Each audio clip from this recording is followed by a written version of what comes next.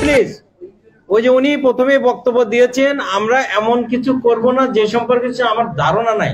তুমি স্কুলের ছাত্ররা নিয়ে আসো, ওরা কি স্বাস্থ্য সংস্কার সম্পর্কে কি জানে? এটা কি শুধুমাত্র বিশৃঙ্খলা সৃষ্টি করার জন্য? না প্লিজ, না ভুক্তভোগী না। তুমি যদি স্বাস্থ্য সংস্কার নিয়ে কথা বলতে চাও, স্বাস্থ্য সংস্কার কমিশন যেটা হয়েছিল তারা কি কি সুপারিশমালা যে দিয়েছে, কি কি বাস্তবায়ন হচ্ছে, কি কি কার্যক্রম চলছে সেটাকে তোমাকে জানতে হবে। না জেনে শুধু আন্দোলনের সাথে আন্দোলন করলে কিন্তু ভোগান্তি বেড়ে যাবে বাবা। তোমাকে এ সম্পর্কে ভালো ধারণা থাকতে হবে যে তুমি এটা পড়েছো, পড়ে দেখেছো, এখানে তোমার মতামত দেওয়া উচিত, আমরা মেনে নিব। তোমাদের 3 নম্বর দাবি হলো স্বাস্থ্য সংস্কার কমিশনের যে সুপারিশমালা আছে এটা ঠিক হয়নি, এর সাথে আরো তোমাদের সুপারিশ যোগ করতে হবে। ইয়েস, তুমি আগে এটা পড়ো, পড়ে দেখো যে এটা আসলে কি, তুমি স্বাস্থ্য ব্যবস্থাপনা বোঝো কিনা, তুমি ডিজিটালাইজেশন বোঝো কিনা, তুমি ইমিউনাইজেশন বোঝো কিনা, তুমি অ্যান্টিবায়োটিক্স বোঝো কিনা, তারপরে মন্তব্য করতে হবে। তুমি একটা স্কুল পড়ুয়ার ক্ষেত্রে তুমি স্বাস্থ্য কমিশন আসলে কি বোঝো সেটা আমাকে আগে বোঝাইতে হবে, তারপরে তোমার মতামত আমরা গ্রহণ করব। এর আগে কোন ধরনের বিশৃঙ্খলা সৃষ্টি করা এইটা আইন শৃঙ্খলা বাহিনীর দায়িত্ব, যে জিনিস বুঝে আমরা কিছু করছি কিনা। আমি যদি আমের জন্য আন্দোলন করে আম বুঝি কিনা, আমের কোয়ালিটি বুঝি কিনা, আমের স্বাদ বুঝি কিনা, আমের সাইজ বুঝি কিনা, এটা আগে জানতে হবে। তার আগে কোন ধরনের আন্দোলনে এটা বিশেষ কোনো উদ্দেশ্য আছে কিনা সেটা ভেবে দেখার দরকার রয়েছে। একটা কলেজের ইন্টারমিডিয়েট পড়া ছাত্র স্বাস্থ্য সংস্কার সম্বন্ধে কি জানে? এটাই আমাদের প্রশ্ন। এটা মেডিকেল কলেজের প্রফেসর বলতে পারে, যারা পেশাজীবী আন্দোলন করে তারা বুঝতে পারে।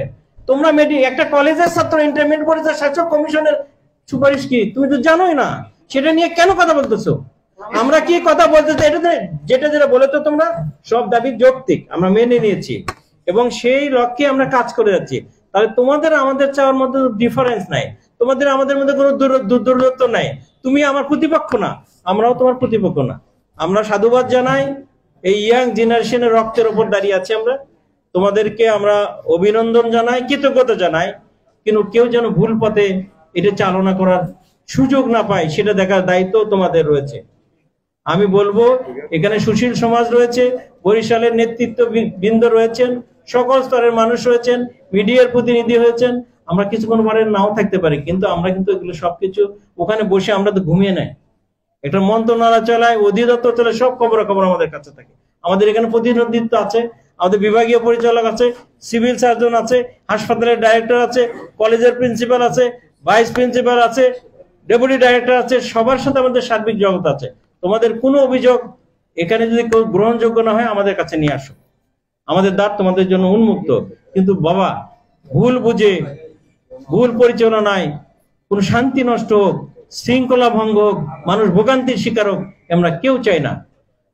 আমরা কোন ধরনের দুর্নীতিও চাই না, কোন ধরনের বিশৃঙ্খলাও চাই না। আমরা অধিকারের লক্ষ্যেই তোমরা আমাদেরকে দায়িত্ব দিয়েছো, সেই দায়িত্বই আমরা পালন করার চেষ্টা করছি। তোমাদের সহযোগিতা একান্তভাবে কাম্য।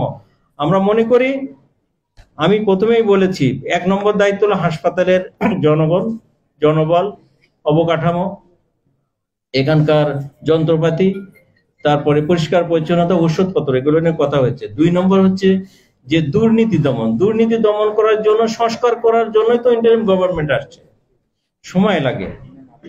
আমরা স্তরে স্তরে যদি দুর্নীতি থাকে, রন্ধ্রে রন্ধ্রে, আমি ঠিক না হলে তো এদেশ ঠিক হবে না। আমার সাথে তোমাকেও ঠিক হইতে হবে, তোমার সাথে যে 10 জন চলে তাকেও ঠিক হতে হবে, সবাই মিলে আসলে আমাদের ঠিক হইতে হবে। তোমরা আমাদের চেয়ে অনেক বেশি ডিজিটাল, তোমরা আমাদের চেয়ে অনেক ভালো বোঝো, তোমরা দূরদর্শী, আমাদের চেয়ে বয়স কম হলেও তোমরা অনেক চিন্তা করো।